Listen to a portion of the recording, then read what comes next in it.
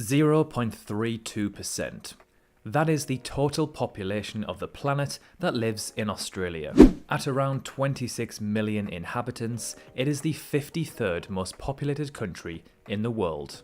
A gigantic country that itself is a continent located down under. It is rather secluded and thousands of kilometers away from any other major civilization. Yet it has the 13th largest economy on the planet, and Australians find themselves as being the 20th richest on Earth in terms of GDP per capita. So just how is Australia so wealthy? I'm your host Sam, and you're watching The Geography Bible. First of all, let's take some in-depth look at Australia's economy and financial statistics. As mentioned earlier, they have the 13th largest economy on the planet, with a GDP of around 1.6 trillion US dollars, putting them above Spain and just below Brazil, a country with over 8 times the population and surrounded by many other countries. Australia's GDP per capita for purchasing power is just shy of 55,000 US dollars, which works out to roughly 77,000 Aussie dollars,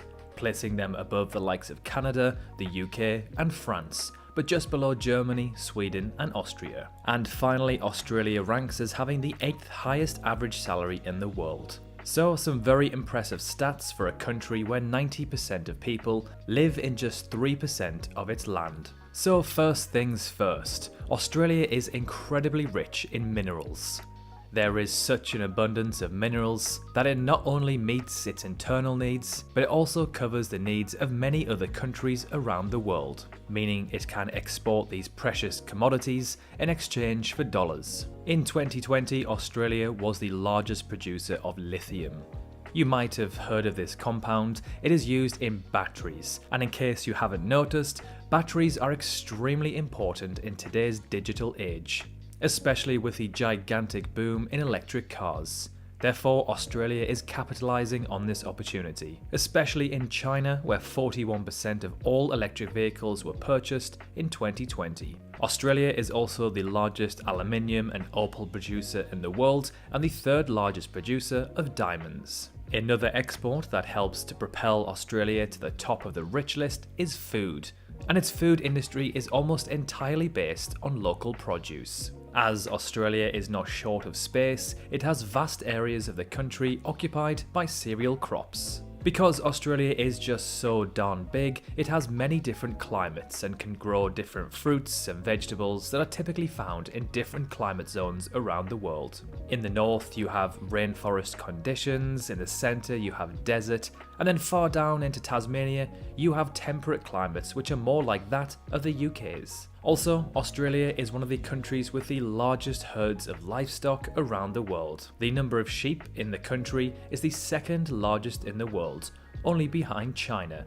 And for beef exports, only Brazil beats the Aussies. Australia's total export value is just shy of 500 billion US dollars, with China, Japan and South Korea, 3 other major economies, being their biggest trading partners. Australia ranks as being the 8th highest country on the Human Development Index. The index considers the health, education and income in a given country to provide a measure of human development, which is comparable between countries and over time. Scoring high in this index usually means that the country is in a great place in terms of finance, society, education and quality of life. It doesn't mean that it's perfect, but when a country excels in all of these sectors, it usually translates to a strong and healthy economy. A country with poor education, working standards, civil war and unrest will be very unlikely to have a booming economy with wealthy citizens. For example, the DR Congo is one of the most naturally rich countries on Earth, has a population of around 90 million and a super young populace of around 17 years on average, yet it is one of the most corrupt and poor nations on Earth, with an economy of just 50 billion US dollars. Australia's relative peace has also helped to maintain its strong economy and position.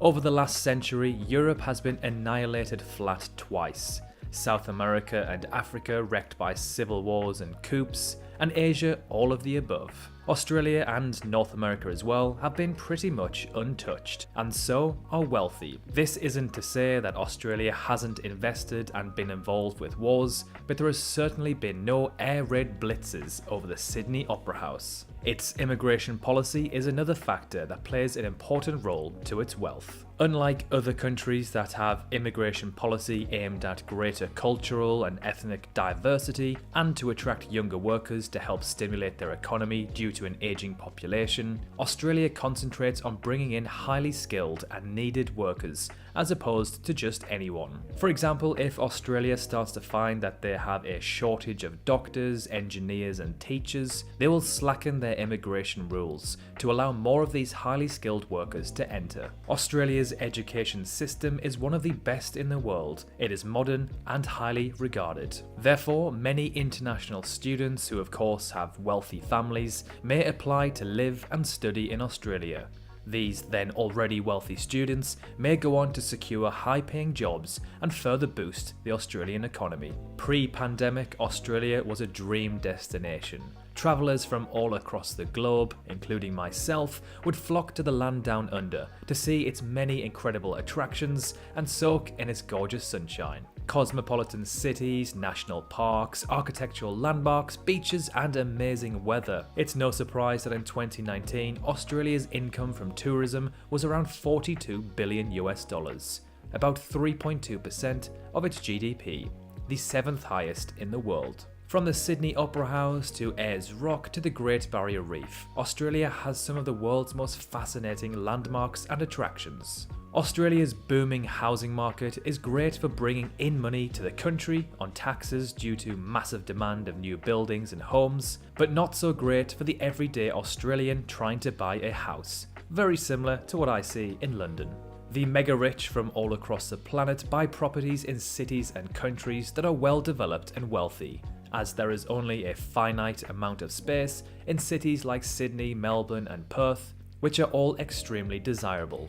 The cost of housing continues to go up and more are being built. In the year 2000, the average house in Sydney would set you back around 312,000 Aussie dollars. Today, it is more like 1.6 million. The average Sheila simply cannot afford this insane amount. However, a billionaire living in China or Japan can buy several houses and rent them out for profit. Just recently, Australia ranked as the second most agile country in the world, only behind the US. For a country to be agile, it must adapt and respond to whatever obstacles it faces. To do this, a country needs to be efficient in its actions, adopt and accept modern solutions, and progress to meet changing circumstances. And last but not least, it is important to say a few words about the successful Anglo-Saxon economic model. This is a kind of capitalism that is characterized by some important specifics, especially when it comes to taxes. The Anglo-Saxon model usually means less government interference and less regulations.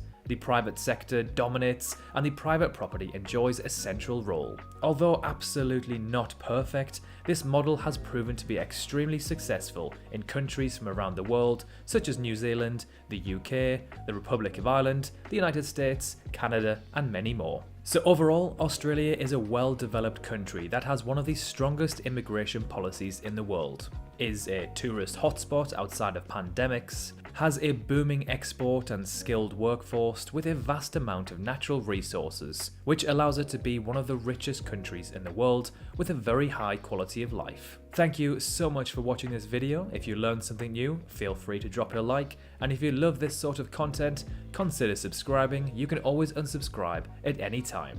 Thanks again for watching, and we will see you very soon in the next video.